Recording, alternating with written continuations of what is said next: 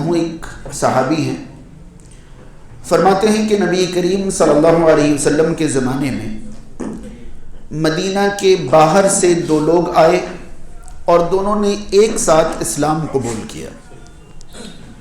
مدینہ کے باہر سے دو لوگ آئے، دونوں نے ایک ساتھ اسلام قبول کیا۔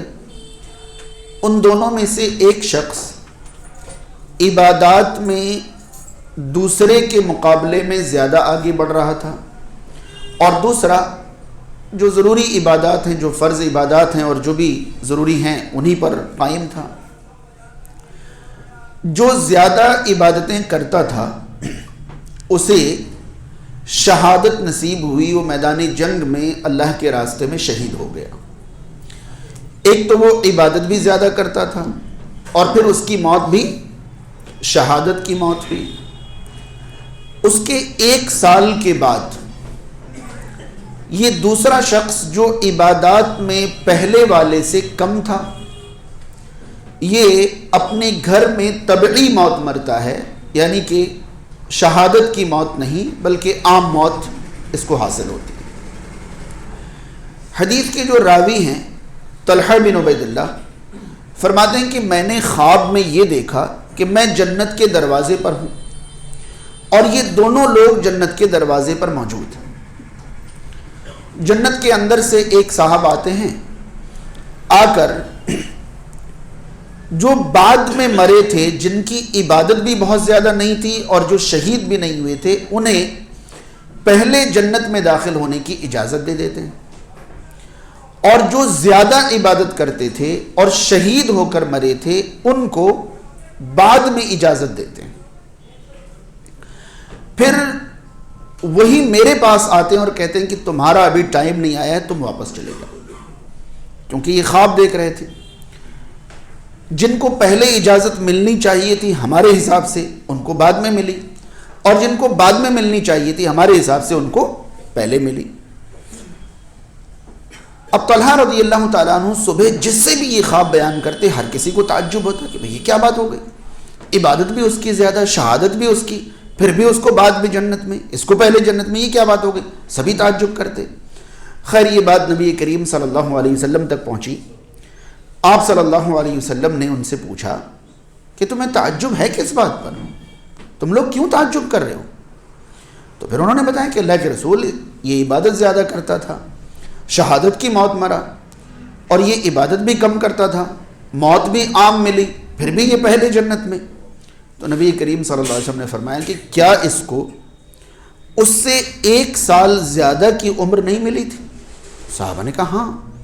تو آپ نے فرمایا کیا اسے 1 رمضان اس سے زیادہ نہیں ملا؟ صحابہ کرام نے فرمایا ہاں۔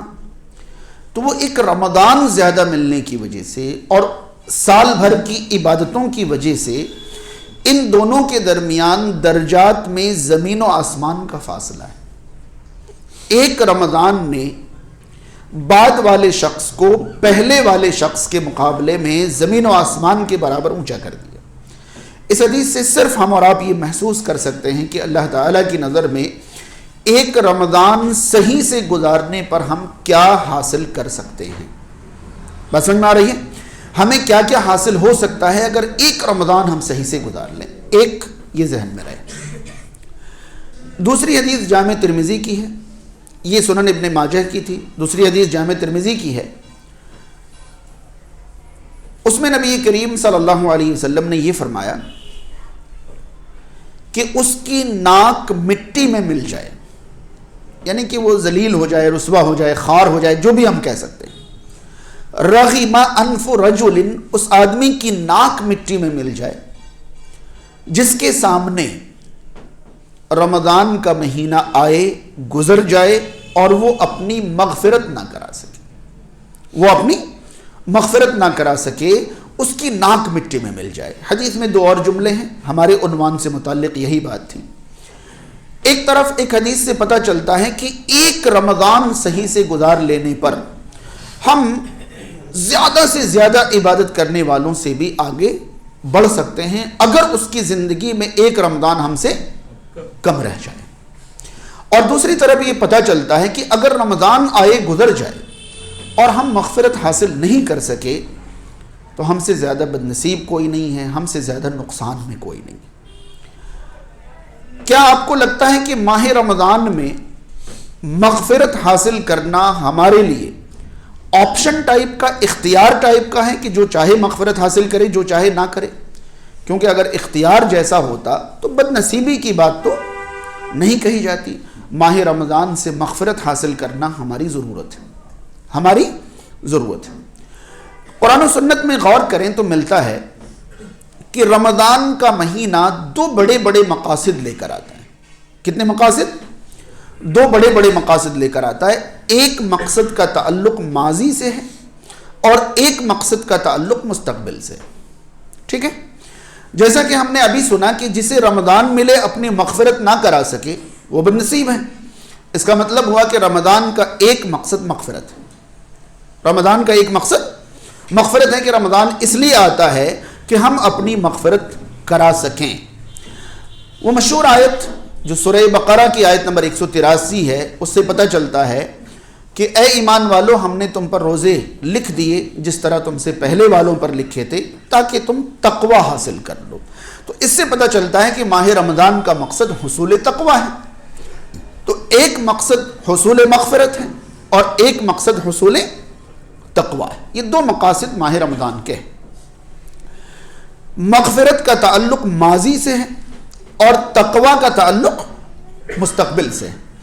اگر ہم اس تقوی کو تربیت کہہ لیں تو اور آسانی ہوگی کہ رمضان کا ایک مقصد ہے کہ پچھلے رمضان سے اب تک، یا یوں کہیں آج تک، گزشتہ دنوں میں جو بھی گناہ ہمارے ذمہ رہ گیا ہے، ہم ان تمام گناہوں کی آج تک، پچھلے، ماضی کے، گزشتہ سارے گناہوں کی مغفرت ہم کرا سکیں، اس لیے رمضان آیا ہے۔ اور اگلے رمضان تک متقی اور بہترین مومن بن کر زندگی گزار سکیں، یہ سکھا دے، یہ تربیت دے دے، اس کے لیے رمضان آیا۔ رمضان کا ایک مقصد ہے گزشتہ کی مغفرت اور رمضان کا ایک مقصد ہے آئندہ کی تربیت۔ اب اگر غور کریں کہ رمضان میں اگر ہم مغفرت حاصل کرنا چاہتے ہیں تو ہمیں کیا کرنا پڑے گا؟ وہ کون سی چیزیں ہیں جو ماہ رمضان میں حصول مغفرت کے اسباب ہیں، ذرائع؟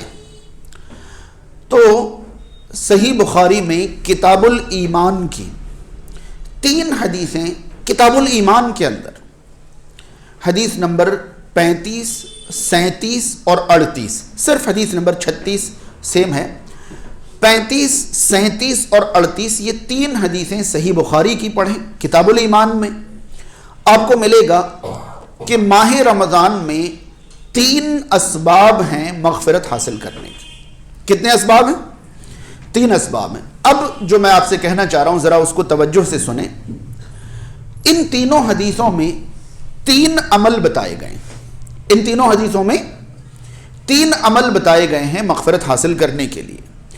ان تینوں عمل کے ساتھ سیم 2 شرطیں لگائی گئیں۔ پہلے عمل کے ساتھ وہی 2 شرطیں، دوسرے عمل کے ساتھ وہی 2 شرطیں، تیسرے عمل کے ساتھ وہی 2 شرطیں۔ اعمال 3 ہیں، تینوں اعمال کے ساتھ شرائط 2 ہیں، اور ان تینوں اعمال کا نتیجہ 1 ہے۔ بس سمجھ میں آ رہی؟ تینوں اعمال کا نتیجہ، اعمال 3، شرائط 2، نتیجہ 1۔ 3 اعمال کیا ہیں؟ من صام رمضان، یہ پہلا عمل ہے، جس نے رمضان کے صیام کا اہتمام کیا، یعنی رمضان کے روزے رکھے۔ دوسرا عمل ہے من قام رمضان، جس نے رمضان کا قیام کیا، جس نے رمضان کا قیام کیا۔ پہلا ہے جس نے رمضان کا صیام، اور دوسرا ہے رمضان کا قیام، اور تیسرا ہے وَمَن يَقُمْ لَيْلَةَ الْقَدْرِ، جس نے لیلۃ القدر کا قیام کیا۔ کتنے اعمال ہوئے؟ 3، صیام رمضان، قیام رمضان، قیام لیلۃ القدر۔ تینوں حدیثوں میں سیم 2 شرطیں، ایماناً و احتساباً، ٹھیک ہے؟ جس نے صیام رمضان کا اہتمام کیا ایمان اور احتساب کے ساتھ، جس نے قیام رمضان کیا ایمان اور احتساب کے ساتھ، اور جس نے قیام لیلۃ القدر کیا ایمان اور احتساب کے ساتھ۔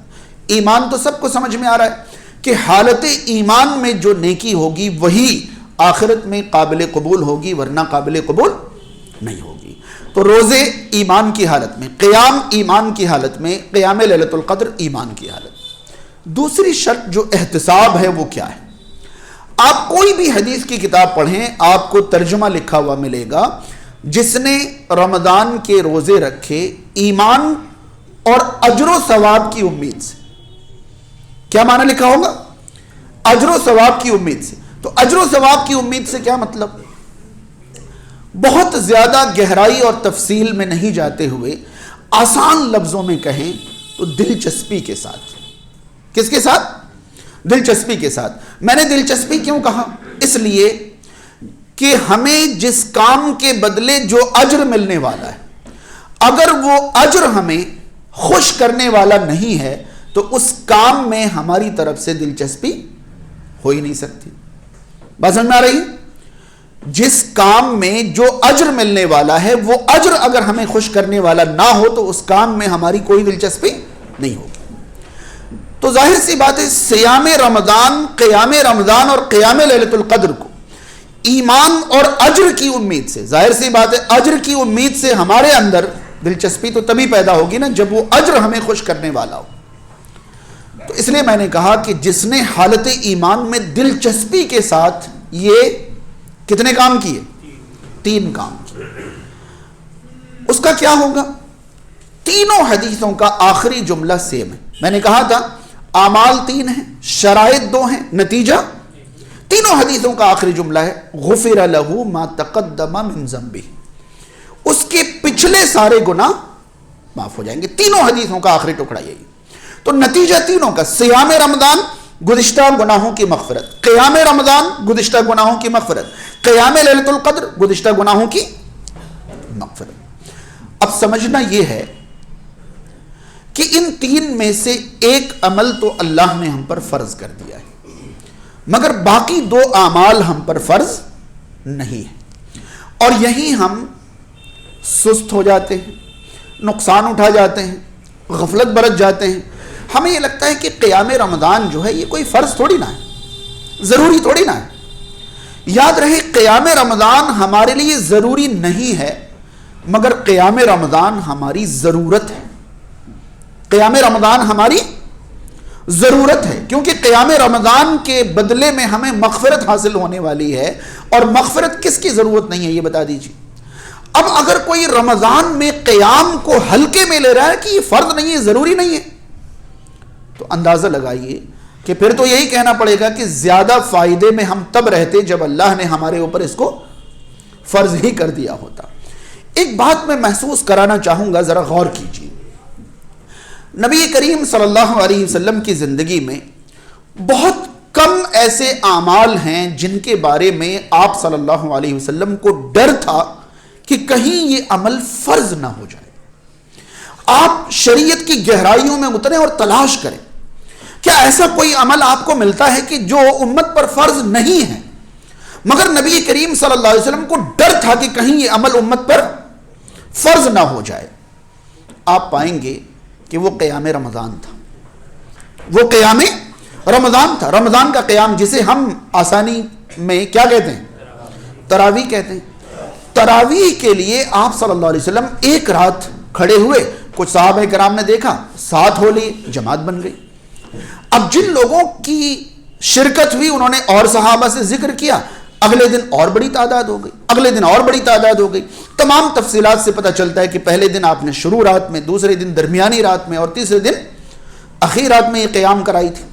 چوتھے دن صحابہ کرام انتظار کرتے رہے، مگر نبی کریم صلی اللہ علیہ وسلم نے جماعت نہیں کرائی، اور آپ نے فرمایا کہ مجھے ڈر تھا کہ کہیں یہ نماز تم پر۔ اب آپ ذرا محسوس کریں کہ رسول کریم صلی اللہ علیہ وسلم کو یہ ڈر کیوں تھا کہ کہیں یہ عمل امت پر فرض نہیں ہو جائے؟ کبھی ہم نے غور کیا، کبھی سوچا؟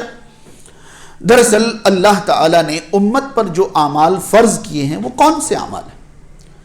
جن اعمال کے بنا امت کامیاب نہیں ہو سکتی وہی اعمال تو امت پر فرض ہے نا۔ نہیں آئی بات سمجھیں؟ اگر ہم کہیں گے کہ ہمارا فرض کھانا کیا ہے اور نفل کھانا کیا ہے، تو ظاہر سی بات ہے فرض کھانا وہ ہے جس کے بغیر ہم کھڑے نہیں ہو سکتے، زندہ ہی نہیں رہ سکتے، سیدھا ہی نہیں رہ سکتے، وہ فرض کھانا ہے۔ تو فرض اعمال وہی ہیں جن کے بغیر انسان کامیاب ہی نہیں ہو سکتا. اور نبی کریم صلی اللہ علیہ وسلم کو ڈر تھا کہ کہیں یہ عمل فرض نہیں ہو جائے. آپ ذرا سا سوچ کر دیکھیے کہ انسان کی کامیابی کے لیے یہ عمل کتنا ضروری رہا ہوگا کہ نبی کریم صلی اللہ علیہ وسلم کو اس عمل کے فرض ہونے کا خوف تھا, ڈر تھا. اور ہم اس عمل کو اتنے ہلکے میں لے لیتے ہیں کہ ہمیں لگتا ہے کہ کوئی اہمیت ہی نہیں. ہاں, یا تو ہم دیر سے آ کر اوپر کی چھتوں میں بیٹھے ہوئے ہیں, یا تو ہم امام صاحب کی رکعتیں چل رہی ہیں اور ہم آپس میں باتیں کر رہے ہیں, یا ہم آتے ہی نہیں ہیں, وغیرہ وغیرہ. جس عمل کے بارے میں رسول کریم صلی اللہ علیہ وسلم ڈر رہے ہیں کہ یہ فرض نہیں ہو جائے, اس عمل کو تو ہمیں خود اپنے اوپر فرض کر لینا چاہیے کہ بھئی اللہ نے فرض نہیں کیا, یہ اس کا کرم ہے. لیکن ہمارے لیے یہ عمل اتنا ضروری ہے کہ ہم اپنے اوپر اس کو فرض کر لیں کہ رمضان کی پہلی سے آخری تاریخ تک ہمارا کوئی قیام نہیں چھوٹے گا. اور پھر دلچسپی کیا ہوتی ہے روزے میں, کس کو دلچسپی ہے کس کو نہیں ہے, یہ محسوس کریے. ایک آدمی یہ کہتا ہے آ گیا بھوکے رہنے کا مہینہ, اب تو نہ ناشتے کے نہ کھانے کے, ہاں اب تو کوئی کام ہی نہیں ہو پائے گا, اب تو سارا معاملہ ٹھپ ہو جائے گا. تو اس کو روزے میں دلچسپی ہے؟ نہیں. ایک آدمی یہ کہتا ہے کہ پھر سے رحمتوں کا مہینہ آ گیا, برکتوں کا مہینہ آ گیا, اللہ نے پھر سے نصیب کرا دی, یہ دلچسپی ہے. وہ شوق سے سحری کرے, دن بھر اللہ تعالیٰ کی مرضی کے مطابق اپنا دن گزارے اور پھر افطار کرے, یہ دلچسپی کا روزہ ہے.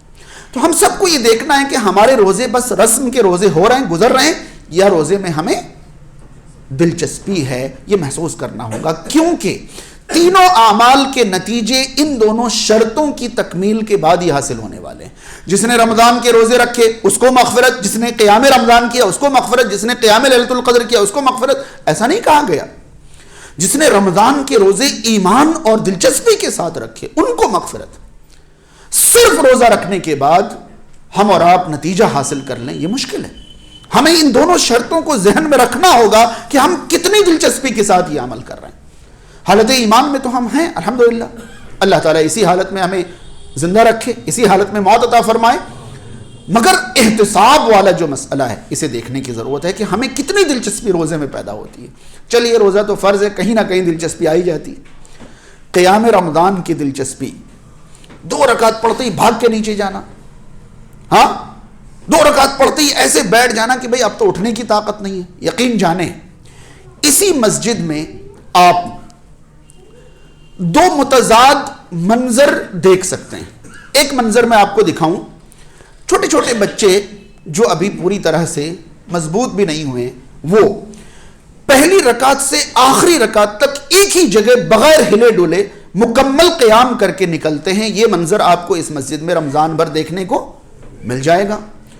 دوسرا منظر آپ دیکھیں گے کہ بے شمار بچے صرف کھیلتے کودتے ہوں گے اور بالکل توجہ کے ساتھ نماز نہیں قائم کریں گے, وہ بھی منظر آپ کو دکھ جائے گا. دوسرا منظر آپ دیکھیں گے کہ ضعیف العمر, بڑا کمزور اور بوڑھا انسان کہیں ایک جگہ پابندی کے ساتھ مہینے بھر قیام کرتا ہوا آپ کو اسی مسجد میں دکھ جائے گا. اور کم بوڑھے کم کمزور بھی جسم کا عذر پیش کرتے ہوئے کہ بھئی کمزور ہو گئے ہیں, اب طاقت نہیں رہی وغیرہ وغیرہ, وہ بھی آپ کو دکھ جائے گا. اس کا مطلب یہ ہوا کہ بچپن یا بڑھاپا عذر نہیں ہے, عذر تو دلچسپی ہے. بات سمجھ میں آ رہی ہے؟ اگر بچپن کی وجہ سے کوئی کھڑا نہیں ہو پاتا تو بہت سارے بچے کھڑے ہوتے ہیں, اور بڑھاپے کی وجہ سے کوئی کھڑا نہیں ہوتا تو بہت سارے بوڑھے بھی کھڑے ہوتے ہیں. اس کا مطلب کمی جو ہے وہ دلچسپی کی. ہماری کوشش یہ ہونی چاہیے کہ مغفرت کا مہینہ ہے اور رمضان پہلی سے آخری تاریخ کو کہتے ہیں. یہ جو ہمارے شہر میں کہیں 1 رات میں قرآن سنا دیا جاتا ہے, کہیں 3 راتوں میں, کہیں ہفتے میں, کہیں 15 دن میں, کہیں 10 دن میں, آپ پوری شریعت تلاش کیجئے, آپ کو کہیں نہیں ملے گا کہ رمضان میں تراویح میں 1 قرآن سن لو تمہاری مغفرت ہو جائے گی. مجھے ایک دلیل کہیں شریعت سے لا کے دیجیے. آپ رمضان میں 1 رات میں, 3 رات میں, 5 رات میں, 7, 10, 15 راتوں میں قرآن سن لو تمہاری مغفرت ہو جائے گی, کہیں نہیں ملے گا. اگر ہمارے یہاں رمضان کی آخری تاریخ تک قیام ہوتا ہے تو اس کی وجہ یہی ہے کہ فضیلت جو ہے وہ پہلی سے آخری تاریخ تک کے قیام کی ہے. حدیث کا لفظ یہ ہے کہ جس نے رمضان کا قیام کیا, جب تک رمضان باقی رہے گا تب تک قیام باقی رہے گا. بس سمجھ آ رہی ہے؟ کہیں یہ نہیں کہا گیا کہ آپ کو بس ایک قرآن سننا ہے. جی نہیں, آپ قرآن مکمل نہ سنیں لیکن پورے رمضان آپ قیام کریں, فضیلت اس کی ہے. آپ پورا قرآن 1 رات 3 رات 10 رات میں سن لیں اور باقی راتیں قیام نہ کریں, آپ کو مغفرت والی فضیلت حاصل نہیں ہوگی. جتنی راتیں آپ نے قیام کی ہیں اتنا اجر اللہ کے یہاں قبول ہوگا تو مل جائے گا, مگر یہ مغفرت والی فضیلت جو ہے قیام رمضان سے حاصل ہوگی, پہلی سے آخری تاریخ تک کے قیام سے حاصل ہوگی. ایک اور بات ذہن میں رہے, قیام کے بارے میں جب بھی بات ہوتی ہے تو پورا شہر, پورا ملک, پوری دنیا پھر ایک ہی بات پر آ کے کھڑا ہو جاتا ہے, کتنی رکعتیں پڑھیں, 8 رکعت پڑھیں, 20 رکعت پڑھیں. ہزاروں سالوں سے 8 اور 20 کا اختلاف چل رہا ہے. علماء نے تقریریں کی, کتابیں لکھنے والوں نے کتابیں لکھ دیں, آرٹیکل لکھنے والوں نے آرٹیکل لکھ دیے, درس ہو گئے, خطبات ہو گئے, تقریریں ہو گئی, سب کچھ ہو گیا کہ اتنی رکعتیں پڑھنی ہیں, اتنی رکعتیں پڑھنی ہیں, اتنی رکعت اتنی رکعت. ہمیشہ یاد رہے نبی کریم صلی اللہ علیہ وسلم سے جو رکعتیں ثابت ہیں ان کا خیال رکھنا جتنا مفید اور جتنا ضروری ہے, اس سے کہیں زیادہ جس بات کا خیال رکھنا مفید اور ضروری ہے, ہمیں اپنے معاشرے اور اپنے سماج سے وہ چیز مسنگ نظر آتی ہے, چھوٹی ہوئی نظر آتی ہے. نبی کریم صلی اللہ علیہ وسلم کی رکعات کی پابندی کا خیال تو ہر کسی کو ہے, مگر آپ صلی اللہ علیہ وسلم یہ رکعات کتنی دیر میں ادا کرتے تھے, کتنی تسلی سے ادا کرتے تھے, کتنے سکون سے ادا کرتے تھے, یہ خیال کسی کے ذہن میں نہیں ہے. اگر آپ کو لگتا ہے کہ اللہ تعالیٰ کے یہاں رکعات کی گنتی زیادہ محبوب اور پسندیدہ ہے یا رکعات کی مدت زیادہ پسندیدہ ہے, تو میں آپ کو کچھ چیزیں محسوس کرانا چاہوں گا. قرآن مجید میں ایک سورہ ہے سورۃ المزمل. سورۃ المزمل, آپ اس سورہ کی پہلی 4 آیتیں اور آخری 1 آیت جو بہت لمبی ہے وہ پڑھیے. آپ کو اندازہ ہوگا اللہ تعالیٰ نے نبی کریم صلی اللہ علیہ وسلم پر نبوت کے شروعاتی دنوں میں, بالکل شروعاتی دنوں میں یہ سورہ نازل فرمائی, اور اللہ تعالیٰ نے فرمایا یا ایھا المزمل, چادر میں لپٹے ہوئے سنیے, قم اللیل الا قلیلا, آپ رات کا قیام کیجئے سوائے تھوڑی رات کے, یعنی اکثر رات کا آپ کیا کریے, قیام کیجئے. نصفہ او انقص منہ قلیلا, یا تو آدھی رات کا قیام کیجئے یا اس سے تھوڑا کم کر لیجئے, او زد علیہ, یا آدھی رات سے تھوڑا زیادہ کر لیجئے. ورتل القرآن ترتیلا, اور قرآن کو خوب ٹھہر ٹھہر کر صاف صاف اطمینان سے حالت نماز میں پڑھی. یہ سورہ مزمل کی شروعاتی آیتیں. ان آیات سے قیام اللیل کی مدت معلوم پڑتی ہے, رکعات معلوم نہیں پڑتی. اور ان آیات کی تفسیر پڑھیے, آپ کو ملے گا کہ اگلی آیات کی روشنی میں اللہ تعالیٰ یہ بتانا چاہتا ہے کہ آپ کو ابھی نبی بنایا گیا ہے اور یہ نبی کی ذمہ داری نبھانا آسان کام نہیں ہے, لہذا آپ رات بھر قیام کر کے اپنے آپ کو تیار کیجیے. قیام اللیل کے ذریعے نبی کریم صلی اللہ علیہ وسلم کو بھاری ذمہ داری کے لیے کیا کیا گیا, کیونکہ اگلی آیت ہے انا سنلقی علیک قولا ثقیلا, ہم بہت جلد آپ پر بڑا بھاری کلام اتارنے والے ہیں. ان ناشئۃ اللیل ہی اشد وطئا واقوم قیلا, راتوں کا جاگنا یہ نفس کو کنٹرول کرنے کا سب سے بہترین ذریعہ ہے, اللہ سے بات کرنے کا سب سے شاندار طریقہ ہے. آپ محسوس کیجئے کہ یہاں قیام اللیل کا ذکر چل رہا ہے, رکعات کی بات چل رہی ہے یا مسافت کی, مدت کی, کس کی بات چل رہی ہے, مدت کی بات چل رہی ہے. نصف لیل, بات سمجھ رہے ہیں, مغرب سے فجر تک پوری رات ہے, آپ اس کو 2 حصوں میں بانٹیں اور آدھا حصہ قیام کریں. اب ان آدھے حصے میں آپ 2 رکعت پڑھ لیں یا 200 رکعتیں پڑھ لیں, مسئلہ اللہ کے یہاں رکعات کا محبوب کہاں ہے, محبوب تو مدت کا ہے کہ آپ کو آدھی رات قیام کرنا ہے. بات سمجھ میں آ رہی ہے؟ اور اگر آدھی رات سے بھی زیادہ کرنا چاہیں تو اس میں تھوڑا بڑھا لیں, اب رات کو 3 حصوں میں بانٹیے, مغرب سے فجر کی اذان کو 3 حصوں میں بانٹیے, ہر حصے کو 1/3 کہیں گے, نصف آدھی رات ہے، نصف سے تھوڑا بڑھائیں گے تو 2/3 اور نصف سے تھوڑا گھٹائیں گے تو 1/3. اور قرآن و سنت میں رات کی عبادت کا ایسے ہی ذکر ملا ہے، ثلثی اللیل، ثلث اللیل اور نصف اللیل، ایسے ذکر ملا ہے. کہیں قرآن میں آپ کو قیام اللیل کی رکعات کا کوئی ذکر نہیں ملے گا. اب یہ سورہ پورا پڑھیے اور آخری آیت پڑھیے. آخری آیت میں اللہ تعالیٰ نے فرمایا، ہمیں معلوم ہے آپ اور آپ کے ساتھی اتنی لمبی راتوں کا قیام مسلسل نہیں کر پائیں گے، اب اللہ آپ پر مہربانی کر رہا ہے تو آپ سے جتنا میسر ہو سکے اتنا قرآن حالت نماز میں پڑھ لیجیے. یہ اخیر میں 1 سال کے بعد اللہ تعالیٰ نے تخفیف کی، آسانی کی کہ اب آپ کو آدھی رات، 2/3 رات، 1/3 رات قیام کی ضرورت، اب آپ سے جتنا میسر ہو اتنا پڑھ لیجیے. پھر میسر کے بارے میں نبی کریم صلی اللہ علیہ وسلم کی تفسیر اس طرح ہے کہ جو راتوں کا قیام 10 آیتوں سے کر لے وہ غافل نہیں مانا جائے گا، جو 100 آیتیں راتوں کے قیام میں پڑھے وہ عبادت گزار مان لیا جائے گا، اور جو 1000 آیتیں پڑھ لیا کرے راتوں کے قیام میں وہ تو خزانے لوٹنے والا مانا جائے گا. اب بتائیے رکعات کی بات چل رہی ہے یا مدت کی؟ کس کی بات چل رہی؟ مدت کی بات چل رہی. نبی کریم صلی اللہ علیہ وسلم راتوں کا قیام کرتے تھے، قدم سوج جاتے تھے. ٹھیک،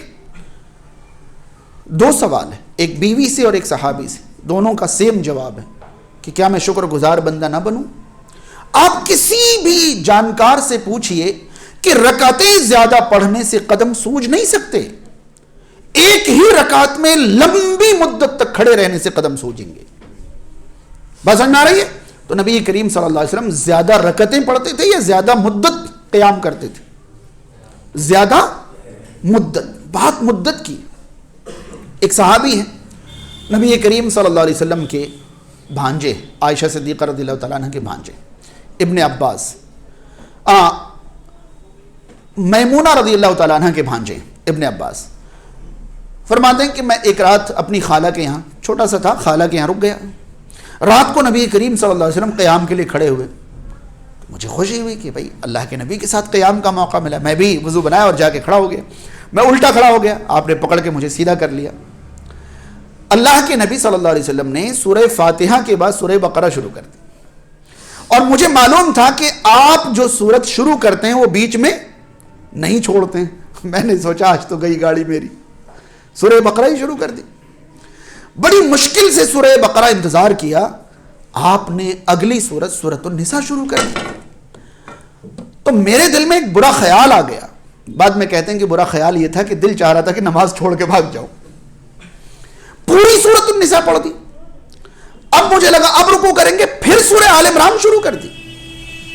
اس سے پتہ چلتا ہے کہ جان بوجھ کر نماز میں تلاوت میں صورتیں آگے پیچھے ہو جائے تب بھی کوئی فرق نہیں پڑتا. یہ صحیح بخاری کی حدیث ہے. آپ صلی اللہ علیہ وسلم نے پہلے سورہ بقرہ پڑھی، پھر سورہ نساء اور پھر سورہ آل عمران جو کہ پہلے ہے بعد میں پڑھی. مگر غور کرنے کی بات یہ ہے کہ بقرہ، آل عمران اور نساء یہ 6 پاروں میں ہے، اور نبی کریم صلی اللہ علیہ وسلم کو حکم تھا کہ ترتیل کے ساتھ قرآن پڑھی. تو یہ 6 پارے ایک رکعت میں پڑھے تھے. رکعتیں بڑھانے پر دھیان تھا یا مدت بڑھانے پر؟ ہاں، مدت بڑھانے پر.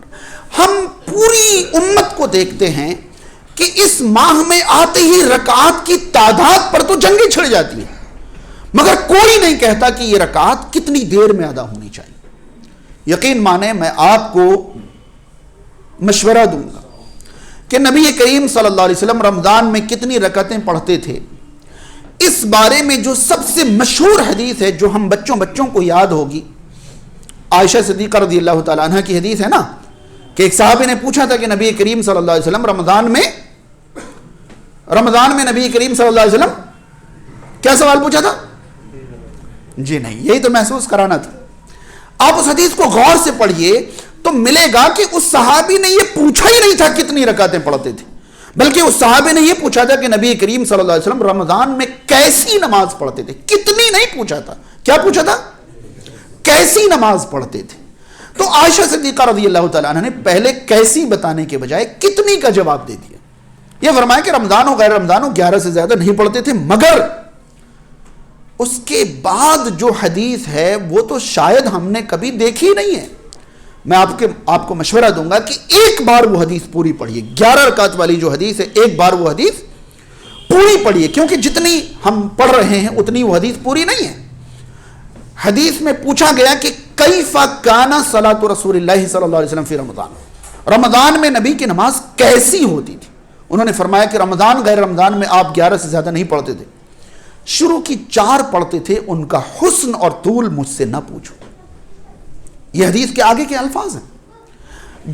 8 اور 3 11 پڑھتے تھے نا, مگر ان 8 میں سے شروع کی 4 رکعتیں ایسی پڑھتے تھے کہ ان کا حسن اور ان کا طول مجھ سے نہ پوچھو. کیا مطلب ہے اس کا؟ آپ صلی اللہ علیہ وسلم یہ 8 رکعتیں انتہائی حسین اور انتہائی طویل پڑھتے تھے, اور اس کے بعد کی 4 رکعتیں پڑھتے تھے, ان کا بھی حسن اور طول مجھ سے نہ پوچھو. یہ مکمل حدیث ہے. 8 سے زیادہ رمضان اور غیر رمضان میں نبی نہیں پڑھتے تھے, یہ ہمیں یاد ہے, اور اچھی بات ہے کہ ہم اس میں بھی نبی کریم صلی اللہ علیہ وسلم کی سنت پر رہنا چاہتے ہیں. مگر نبی کی یہ 8 رکعتیں حسین اور طویل ہوتی تھی, ہم نے یہ کیوں بھلا دیا؟ آج پوری سوسائٹی میں یہ مشہور ہے کہ یا تو پورا قرآن ہوگا یا تو علم ترا ہوگا. کس نے دیا یہ علم ترا ہوگا؟ ہاں, آج پوری سوسائٹی میں یہ مشہور ہے کہ کون سا امام کتنے منٹ میں 23 پڑھا کر باہر پھینک دیتا ہے, وہیں پر جانا ہے ہمیں. تو کہاں گئے حسن و طول جو نماز کا تھا؟ اور اسے ہم دلچسپی کہیں گے. ایک تو ریل کی طرح قرآن پڑھنا, رکعتوں میں کہیں سے کہیں تک خشوع خضوع. یقین مانے باقاعدہ امام صاحب سے کہا جاتا ہے کہ آپ پہلی رکعت میں اللہ اکبر کہہ کر ثنا پڑھ لینا, باقی میں ثنا بھی مت پڑھنا. اگلی بار تو اللہ اکبر الحمدللہ رب العالمین الرحمن الرحیم شروع کر دینا, ثنا بھی مت پڑھنا. کیوں بھائی؟ مغفرت چاہیے آپ کو, سستی چیز نہیں ہے. نبی کریم صلی اللہ علیہ وسلم کو مغفرت نہیں چاہیے تھی صحابہ کے مطابق, کیونکہ صحابہ نے سوال تو یہی پوچھا تھا نا کہ آپ تو اگلے پچھلے خطاؤں سے مغفور ہیں, پھر آپ یہ کیا کر رہے ہیں؟ بھائی مغفرت کی ضرورت تو ہمیں ہے, آپ کو تو نہیں ہے ضرورت. آپ قد غفر اللہ لک ما تقدم من ذنبک وما تاخر. ارے یہ راتوں کا قیام جب آلریڈی آپ کی مغفرت ہو چکی ہے, پھر کائے کے لیے؟ آپ فرماتے تھے افلا اکون عبدا شکورا, میں شکر گزار بندہ نہ بنوں؟ جنہیں مغفرت کی نہیں شکر گزاری کی ضرورت تھی, ان کے قیام اتنے لمبے کہ قدم سوج جاتے تھے. اور ہمیں مغفرت کی ضرورت ہے اور ہم چاہتے ہیں کہ 20 منٹ میں نکال کے پھینک دیا جائے, اتنی چھوٹی چھوٹی رکعتیں پڑھا دی جائے, رکوع اور سجدوں کا پتہ ہی نہ چلے, ذرا سا لمبا ہو جائے تو امام صاحب کو ٹیڑھی آنکھیں دکھائی جائے. یہ ایمان اور احتساب ہے. اور لیلۃ القدر کا جو حال ہے وہ تو پوچھا ہی نہیں. لیلۃ القدر میں رات بھر کا قیام مطلوب ہے. ہم تو رات بھر کھانے پینے میں اور نہ جانے کیسی کیسی چیزوں میں مصروف رہتے ہیں. اگر ہمیں مغفرت چاہیے تو ہمیں صیام رمضان, قیام رمضان اور قیام لیلۃ القدر ایمان اور دلچسپی کے ساتھ انجام دینے ہوں گے انشاءاللہ. اس بار ارادہ کریں کہ ہم رمضان کے روزے بھی انشاءاللہ ان دونوں شرطوں کے ساتھ رکھیں گے, اور رمضان کی پہلی سے آخری تاریخ کا قیام بڑی دلچسپی کے ساتھ. اور آپ جانتے ہیں دلچسپی کا مطلب یہ ہے, قیام سے پہلے استنجا سے ساری چیزوں سے فارغ ہو کر ایک جگہ آ کر پکڑیے, وہیں شروع کریے اور وہیں ختم کریے. بیچ میں نہ بھاگنا پڑے, اس کی پہلے سے تیاری کر کے. پیاس لگے گی پانی لے کر آئیے, پیشاب جانا پڑے گا پہلے سے تیاری کر کے آئیے, تاکہ آپ امام کے ساتھ شروع کریں اور امام کے ساتھ ختم کریں. صرف امام کے ساتھ شروع اور ختم کرنے پر پوری رات کے قیام کا ثواب ملتا ہے. یہ تو الگ سے بونس ہے کہ آپ کو قیام امام کے ساتھ شروع کرنا ہے اور امام کے ساتھ ختم کرنا ہے, پوری رات قیام کا اجر ملے گا, یہ الگ سے. اور لیلۃ القدر میں یعنی آخری عشرے میں کوئی قیام ہم انشاءاللہ نہیں چھوڑیں گے. یہ ساری تیاریاں کریے. اگلا جو مقصد تربیت کا تھا اس میں صرف 2 منٹ میں آپ کا لوں گا کہ رمضان کا اگلا مقصد تربیت کا ہے. تربیت کن چیزوں کی تربیت؟ بہت لمبی تفصیل ہو سکتی ہے, مگر غور کریں تو ماہ رمضان ہمیں صرف 2 چیزوں پر کنٹرول سکھانے کے لیے آتا ہے. کتنی چیزوں پر؟ 2 چیزوں پر, ایک زبان اور ایک شرمگاہ. ان 2 چیزوں پر کنٹرول سکھانے کے لیے رمضان آتا ہے. زبان پر کنٹرول کی 2 قسمیں ہیں. ایک تو جو ہم ڈال رہے ہیں اس پر کنٹرول، اور ایک جو ہم نکال رہے ہیں، انکمنگ پر کنٹرول ہو جائے اور آؤٹ گوئنگ پر کنٹرول ہو جائے، یہ سکھانے کے لیے رمضان آتا ہے۔ آپ غور کیجئے، رمضان میں کھانے پینے سے تو روکا گیا ہے، ساتھ ہی غلط بولنے سے روکا گیا نہیں روکا گیا؟ صحیح بخاری کی حدیث ہے نا، جو شخص رمضان میں جھوٹ بولنا، جھوٹ پر عمل کرنا نہ چھوڑے، اسے کوئی ضرورت نہیں ہے کہ کھانا پینا چھوڑ دے، ہے یا نہیں؟ تو یہ زبان پر کنٹرول سکھانے کے لیے تو یہ آیا ہے کہ جو آپ لے رہے ہیں اندر، جو کھا رہے ہیں، وہ سال بھر جو حلال ہے اسے مخصوص ٹائم کے لیے حرام کر کے آپ کو ٹریننگ دی جا رہی ہے کہ سال بھر آپ پر جو حرام ہے وہ آپ منہ میں نہیں لیں گے۔ کس طرح؟ جس طرح رمضان میں حلال چیز آپ منہ میں نہیں لیتے، ٹھیک، اور جس طرح رمضان میں آپ حرام چیزیں منہ سے نکالتے نہیں ہیں، اسی طرح سال بھر آپ حرام چیزیں منہ سے نکالیں گے نہیں، ٹھیک ہے؟ میں نے محسوس کرایا تھا، کبھی آپ کو موقع ملے تو سورہ مریم کی آیت نمبر 26 پڑھیے گا، آپ کو پتہ چلے گا کہ کسی زمانے میں روزہ کا مطلب یہ ہوتا تھا کہ نہ کھاؤ نہ بولو۔ غور کیجئے گا، پتہ چلے گا کہ مریم نے یہ کہا تھا کہ میں روزے سے ہوں لہذا میں بولوں گی نہیں۔ سمجھ پا رہے ہیں؟ ہمیں تو چلو اچھی باتیں بولنے کی اجازت دے دی گئی ہے، ورنہ رمضان میں منہ بند کھانے پینے سے بھی اور غلط باتیں بولنے سے بھی، ہے واضح؟ اور جو حلال شہوت پوری کرنے کا ذریعہ سال بھر حلال ہے وہ حالت روزہ میں حرام ہو جاتا ہے۔ یہ سکھانے کے لیے کہ رمضان کے علاوہ زندگی بھر جو حرام شہوت پوری کرنے کے طریقے ہیں وہ تم پر حرام ہیں، ان سے کیسے بچو گے، یہ سکھانے کے لیے۔ مزے کی بات یہ ہے کہ ان دو ہی چیزوں کی ضمانت پر نبی کریم صلی اللہ علیہ وسلم نے جنت کی ضمانت دے رکھی ہے۔ کیا یہ اتفاق ہے کہ جو شخص مجھے زبان اور شرمگاہ کی ضمانت دے گا میں اسے جنت کی ضمانت دوں گا؟ من یضمن لی ما بین لحیہ وما بین فخذیہ اضمن لہ الجنہ۔ مجھے زبان کے صحیح استعمال اور شرمگاہ کے صحیح استعمال کی ضمانت دے دو، میں تمہیں جنت کی ضمانت دیتا ہوں۔ یہی سکھانے کے لیے تو رمضان آتا ہے۔ اب حالت رمضان کا مہینہ ہمارے سامنے آئے گزر جائے، نہ ہم گناہوں کی مغفرت کرا سکیں، نہ ہم زبان پر کنٹرول کر سکیں، نہ شہوت پر کنٹرول کر سکیں، تو مہینہ آیا گزر گیا، ہم خوش نصیب یا بد نصیب؟ بات سمجھ میں آ رہی ہے؟ تو دیکھیے کہ یہ رمضان آپ کو زبان پر کچھ کنٹرول سکھا جاتا ہے یا نہیں، اور زبان پر کنٹرول کا مطلب دونوں اعتبار سے، لینے کے اعتبار سے بھی اور نکالنے کے، اور شہوت پر کنٹرول سکھاتا ہے۔ اگر سکھاتا ہے تو آپ بلا شبہ خوش نصیب ہیں انشاءاللہ۔ اللہ تعالی ہمیں ماہ رمضان میں خوش نصیب بننے کی توفیق عطا فرمائے۔ سماج اور معاشرے میں جو لوگ بیمار ہیں اللہ تعالیٰ انہیں شفائے کاملہ عطا کریں۔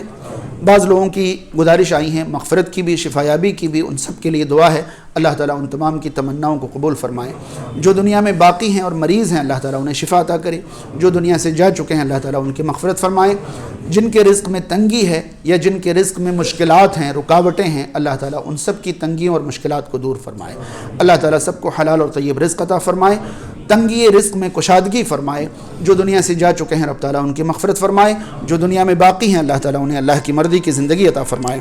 اقول قولی ھذا استغفر اللہ لی ولکم ولسائر المسلمین۔